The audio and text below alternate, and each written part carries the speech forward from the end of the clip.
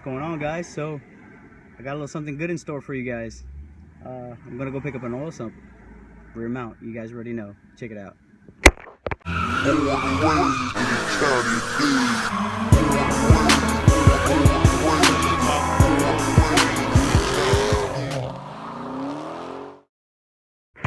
So just like I stated not too long ago, we are going to go ahead and pick up a rear mount oil sump, finally, after 2 years. So one thing I'm super stoked about is the fact that we're going to go ahead and do this, and I can finally start my 2jzgte VVTi project on my E46, which I've been dying to do for the longest, but I ran into a bunch of issues. Life happens. It's past. We're here, we're back, and we're ready to make some choo-choo noises. Let's do this.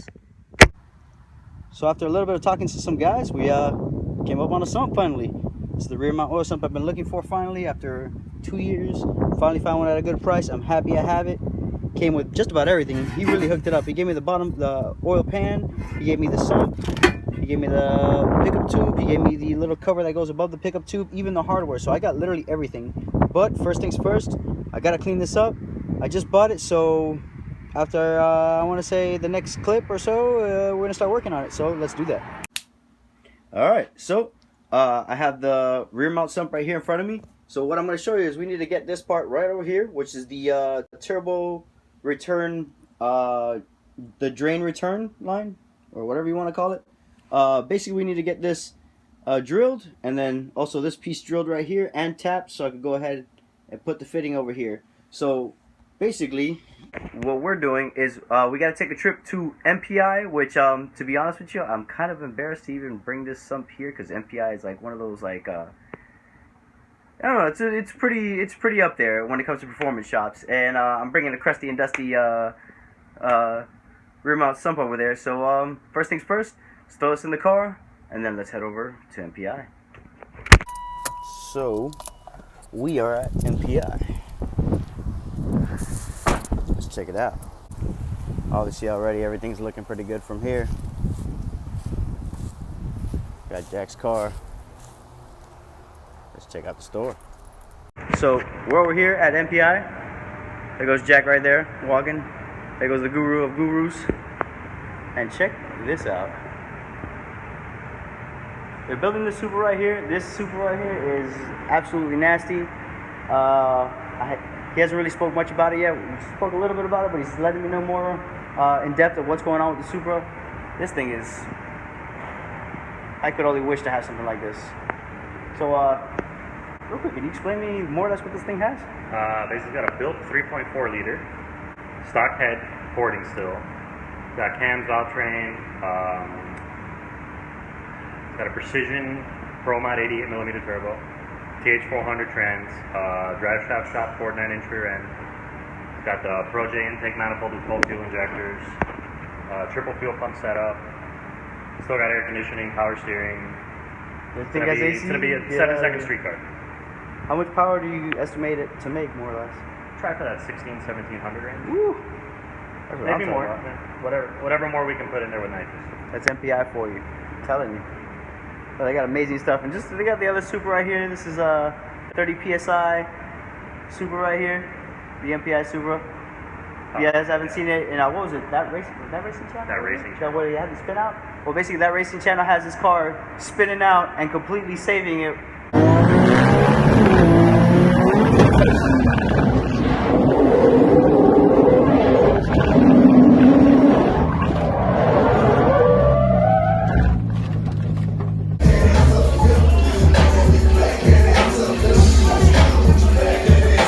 We got Alfred with the amazing save. So yeah. Not to mention they got the back of the Skyline. They have the entire drivetrain out. I'm telling you, these guys are the gurus of gurus. Give them a little plug over here. If you guys want to go ahead and contact MPI, serious inquiries, just go ahead and give them a contact. They're actually really good. They're really skilled. Jack knows what he's doing. Great people, good service. Check them out. Jesus, they literally have everything over here. Look at that. They're taking the rear end of the Skyline. Oh, this place is amazing. It's like a candy store for the car guys. Yeah. Got the engine out of this one as well. Bam, tranny sitting. Tell him, check him out. So we just came out of MPI. I'm feeling pretty good. The place was awesome. Pretty happy about what's going on. All right, so we're gone from MPI already. I'm at one of my favorite spots, Chicken Kitchen. So basically what's going on right now is I left the rear mount oil sump at MPI to get drilled and tapped, so that way we could get the oil return line or the oil feed line, whatever you want to call it, drilled and ready to go. So I'm gonna get some grub and we'll see what else we could do. Check it out. Well, it's a new day. We are back at the world famous MPI, and well, it's drilled and tapped. Check it out. Bam. Jack went ahead and made the holes. Went ahead and tapped them. He's going to go ahead and let me know exactly what's the best fittings needed. I'm going to go ahead and order that, get that all done, and you guys already know. Really happy we got this done finally. Boom. One step closer. Alright, so, it is a new day. Finally, got the engine in. Not in, but in a special location. So basically what's going on right now is we're going to get this thing in the air. I got my hoist right here in front of me. So we got to get to this pan. Now that the pan is ready to go, we're going to go ahead and flip this sucker upside down and put the pan on. So let's get cracking. Alright, so we're behind the engine. We have the bolts already bolted up. We have the engine stand bracket already in place. Like I said, bolted up. Went ahead and got the right size bolts, put them in, put the washers in, tighten all these bolts up. They're ready to go. This thing is not going to go anywhere. So the next thing to do is go ahead and grab my engine stand, which is right over there, and then pick this sucker up and then bolt that sucker to the stand. So here we go.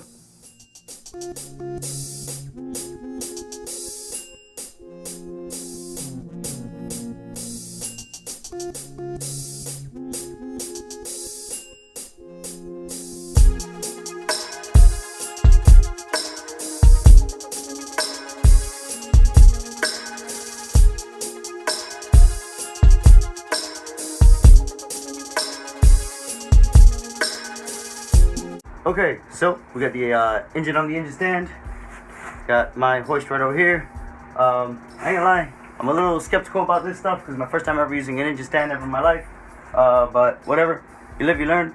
We're gonna go ahead and put it in the engine stand. I'm still skeptical whether I should flip it over or just leave it like that, standing up and just do it like that. My friend keeps telling me to be a man, but I don't know if I want to flip it over, bro. But we're gonna figure it out. Let's go ahead and get to it. Let's see what's up.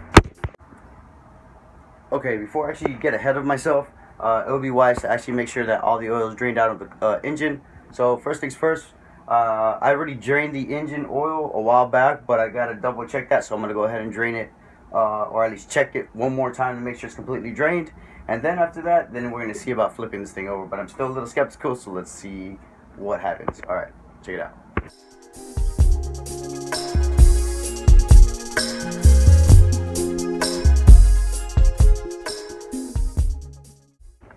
Yeah, so I'm going to abandon the idea of flipping the engine over because I'm not down to flip this whole stand over. This stand actually does not support enough weight, and it looks sketchy anyway, so I'm not even going to bother doing that. I'm just going to do the pan as is, right there on the engine stand, but I had the hoist up holding it as well, just for extra safety because I'm a paranoid person. So let's go ahead and start tackling the sump. Alright, so in a nutshell, what we got to do is we got to go ahead and take off this lower sump. And once we're done taking off the lower sump, we got to go ahead and disconnect this little piece that's right over here. Once we disconnect that piece, we're going to check the other side, see if there's anything else we need to disconnect. We also got to disconnect this upper portion of the sump. Once all that's out, we're going to go ahead and basically grab our other rear mount oil sump, the one that needs to be installed, clean it up, prep it, clean up the surface area, prep that, and then of course install everything. So let's go ahead and start doing shit.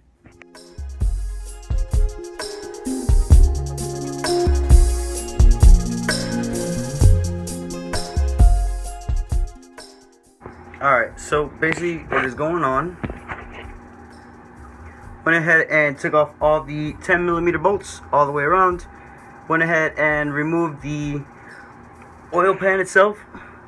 So the next step is to go ahead and remove this oil pickup tube. So we're going to go ahead and remove, I believe this is a 10mm as well.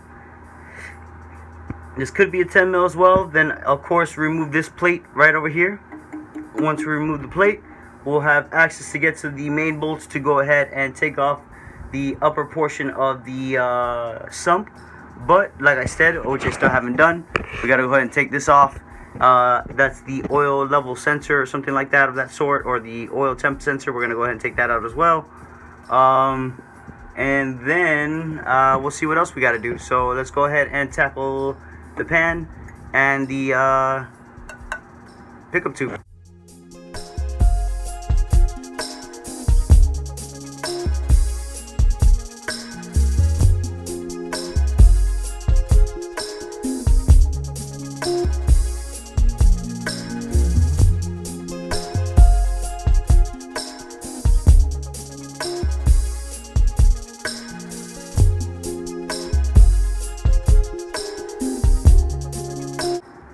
Alright, so we went ahead and removed the, like I said, the oil pan, the plate that goes above it, the pickup tube.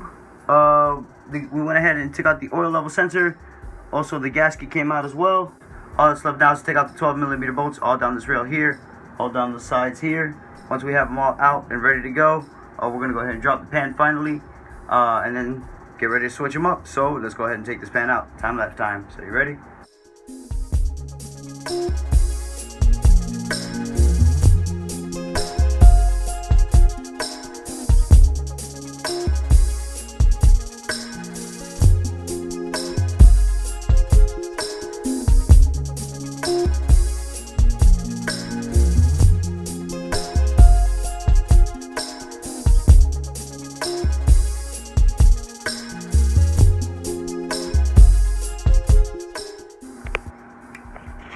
Oh my god, it looks so white. Alright, so basically what's going on, I already went ahead and took it off. Got it right here. This is the front sump. And this is the piece I've been trying to basically trying to replace for the past while. Once again, I'll explain a little bit exactly, you know, the reason why is behind that and all whatnot. But as of right now, I'm gonna go ahead and basically take that out. I'm gonna show you guys right now so you guys can take a look at that. You know, how many times do you get to see the internals of a 2J? Check that out. So like I said, I'm gonna go ahead and replace this one. I got the good one right in that box over there. It's already tapped, ready to go, all that good stuff. So as of right now, you guys already know what it is. Alright, so we have both sumps. This is the front mount sump, this is the rear mount sump, the comparison between the two, so you can see exactly what is the difference and why I need them. The main reason why I even needed this to begin with is because of the fact that this sump was hitting the subframe right over here. So basically what I needed to do is grab this sump right over here and install it so that way the subframe basically sits right over here. So now that you know the comparison between the two, now I need to go ahead and clean off all this surface area the best I can, and also on this side as well. See, it's all looking pretty, you know, whatever. Gotta go ahead and clean it off, take off all the RTV and stuff that's right here, and it should be ready to install. Alright, so we went ahead and cleaned the surface area. It's already nighttime, but we already had and cleaned the surface area. As you can see here, we have the surface area there as well cleaned. It's also fresh and so clean. Alright, so the next thing to do is go ahead and put RTV on this outside portion all along the inside here, all through the inside, all through the inside there. Boom, boom. Once we have it all the way around, just go ahead, put it into the 2J and bolt it up.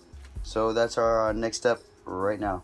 Also, just a heads up, I'm probably not going to be recording this because I'm a little low on battery. So I'm just going to go ahead and throw it together real fast, and then I'm going to show you it once it's in. Alright, so the rear mount sump is in. So the next thing to do is go ahead and install the plate, the pickup tube, of course the gasket with the pickup tube, and then of course the bottom portion of the oil pan. So we are almost there finally.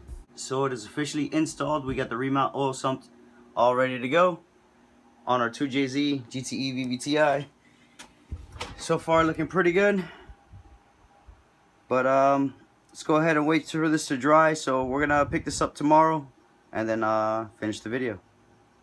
So finally, after forever and a half, we get the sump installed. It's been a long time waiting, but basically we got it finally all done. It's ready to go. So basically the only thing that's left is to actually take it to, of course, well, get the oil drain fitting, and then of course take it to the other disclosed location and install the engine. So first things first, I want to let you guys know I am so thankful for you guys. Thank you guys so much for watching my content. Thank you guys for waiting on this 2J build. You know, a lot has happened because, you know, life happens, this, that, or the other. And basically I'm going to just give you a quick explanation of why it's taken so long. So, you guys ready? We are going to end up going single turbo. I'm going to ditch this whole twin turbo setup. I might slightly cheap out on the manifold. We don't know yet, but it all depends what's available to me, prices, things like that. Everything's expensive. Things are not cheap. At the same time, it's a lot of legwork to put it in too. So you know how that goes. So we're gonna see. I'm not gonna tell too much detail, but I'm definitely going single turbo. Eventually, everything's gonna be installed. I still need a wiring harness, you know, radiator, drive shaft, ECU. There's a ton of things I still need, but basically this is what we got so far. Once again, I am just so thankful for you guys, for everything you guys do just by watching. You know, that's all you guys have to do is subscribe and watch. But like I said, thank you so much. With that being said, I don't know what else to say. Just I've already vented. So yeah, like, comment, subscribe, stay tuned to the channel. There's gonna be a lot more finally 2jzgte E46 action, and as well as my E36 is gonna start being built as well. But that's in time, so just stay tuned to the channel. You guys already know what to do, man. I appreciate you guys so much.